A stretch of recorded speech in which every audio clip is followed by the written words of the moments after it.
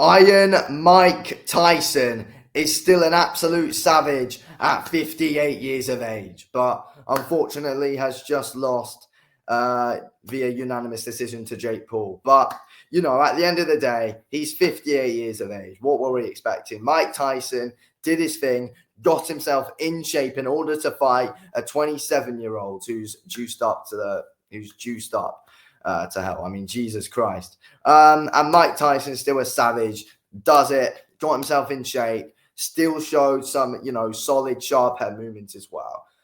We've all got to be proud of Mike Tyson's effort there. Through 97 punches at 58 years of age, Mike Tyson's a legend of the game. He's a legend of the game. Jake Paul, on the other hand, should be absolutely ashamed of himself. He tries to legitimize everything, but at the end of the day, honestly, if we're being completely real, if we're being completely honest here, though, it was an absolute shambles to watch. But we all had to get out. We all had to wake up, or wherever you're from anyway. Here in England, we all had to get up early in the morning and support Iron Mike Tyson. That's what we have to do. That is exactly what we had to do. We've all got to be proud of Mike, but at the end of the day, Jake Paul I feel like just conned everyone once again.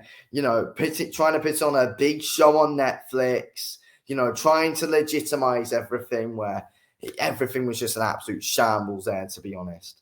It really was. I feel like at times as well, Jake probably tried to carry Mike Tyson through the fight a bit as well, even though he was still landing some big shots on him and Mike Tyson was still able to take them well.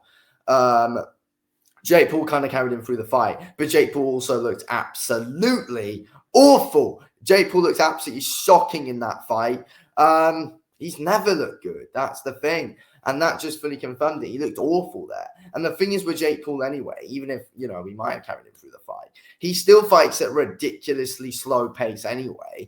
He leans in so far over his jab, he get caught. But Mike Tyson caught him the odd time when Jake Paul came leaning over. But, Mike Tyson couldn't really land too much, though, because obviously he didn't have his feet under him. He was really tired after the first round, as expected. But I'm glad that Mike Tyson was able to go the distance there, because if we're being honest, he was never going to win that fight. People thought he was going to win. He was never going to win the fight. But, Mike Tyson wanted to pitch on the show for everyone, and, he did the best he could. Jake Paul just tried to absolutely con everyone there, to be honest with you. And honestly, Jake Paul just made an absolute mockery of boxing. I mean, you've got the commentator saying, it's the great night for boxing here tonight after that. But no, it wasn't a great spectacle at all.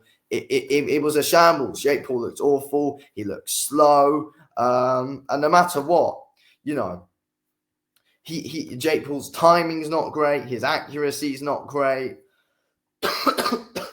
He telegraphs his shots so much of the time. Jake Paul looked awful there. Jake Paul looked absolutely shocking there, to be honest with you. His jab, I mean, he was active with it, but it was absolutely awful the way he was throwing it with his technique. Jake Paul was able to rock Mike Tyson, I think, once or twice with the backhand, but overall didn't really do a load. Jake Paul, to be honest with you, didn't really do a load. Tries to go in, land some body shots on Mike. Mike was at a range with a few hooks that he was throwing. But when Mike did land on Jake, though, Mike did land hard. He did land hard when he caught Jake. I feel like Jake was just really hesitant as well. At times as well, Jake just also didn't really want to get involved in a fight either. Jake didn't want it to get up close, but it's like also at times I feel like Jake wanted the fight to probably go the distance, but it's like, why have you even brought a 60-year-old out of retirement to punch him in the face, though, at the end of the day? Like, it's not, a 60-year-old shouldn't be taking those shots. And fair play for Mike for showing his chin once again, but it's not good for his health. And that is, the main concern about Mike the whole fight week was his health coming into it. And taking some big shots off of a 27-year-old. Thank God he didn't get knocked out. But again, I'm not sure if Jake wanted to knock him out. And that just shows anyway that just the whole thing was a shambles anyway, and that it was and that, you know, Jake Paul wanted to just con everyone anyway. Like, why wasn't the fight an exhibition? If we weren't going for knockouts or anything, like, why is the fight not an exhibition? I mean, to be fair, I think I'm signaling a lot of mixed messages with my thoughts on the fight, whether Jake might have been holding back or whether he wasn't. Either way, if Jake was holding back, he looked awful anyway. But I wouldn't say he was fully holding back. I just feel like he wanted it to go the distance. That's what I think. I don't think he was holding back. He was very clearly hitting Mike Tyson, busting him out with big shots. But I think he wanted the fight to go the distance. And to be fair, Jake Paul was saying during the week, oh, I want to outbox Mike Tyson. And that is what he did in the end, though. But it's like, you know, Mike Tyson was able to throw back because he was knackered in the end. And that's what you're going to be at 60 years old. But we all know how much of a legend Mike Tyson is. And that, you know, we all know the truth. Like, you know, that fight's on Mike Tyson's pro record, but we all know the truth, though, at the end of the day. Prime Mike Tyson absolutely wrecks Jake Paul in a matter of seconds. And that is a fact. He does.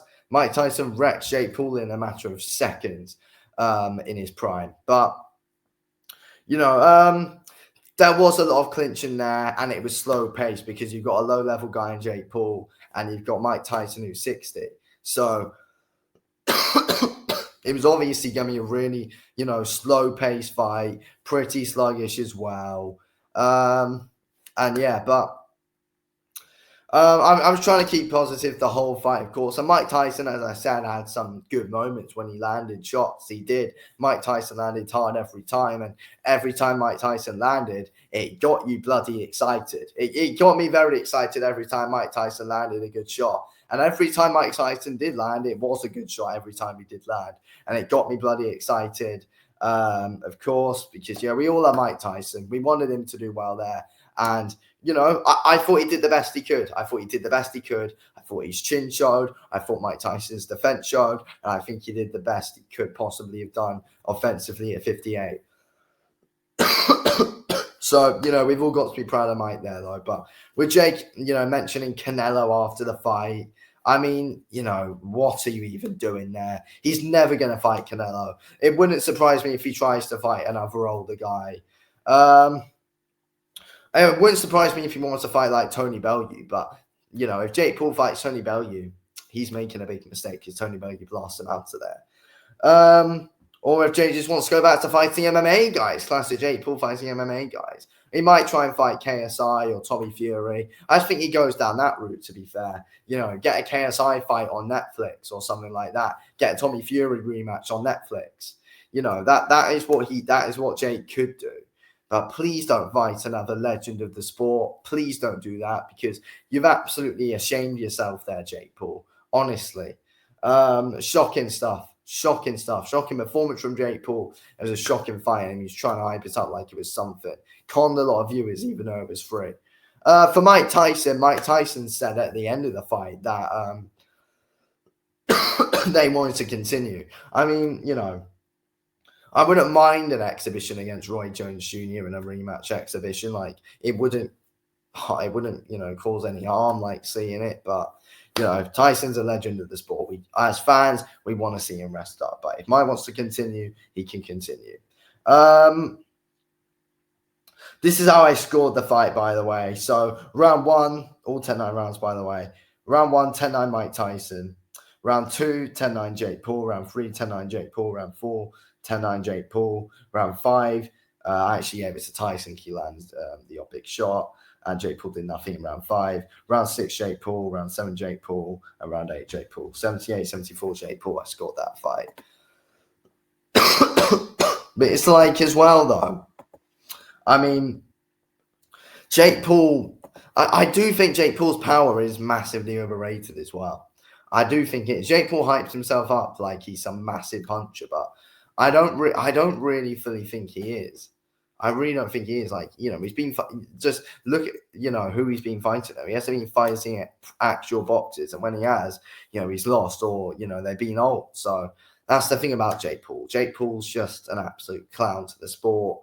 Who knows where he goes from here and where his next payday will? But Jake Paul's going to be looking for a next payday. He's not going to look to fight a pro boxer a young pro boxer anytime soon, because he's already been showed up by one, unless it is Tommy Fury who he tries to avenge his loss to. Other than that, he's not fighting any other pro boxer with a heartbeat at the end of the day. Jake Paul ain't doing that. The Jake Paul fight's nonsense. He's only just saying that to get the attention out of people. And that is the truth. Anyway, I'm going to wrap it up here. Mike Tyson's a legend. Anyway, thanks for watching.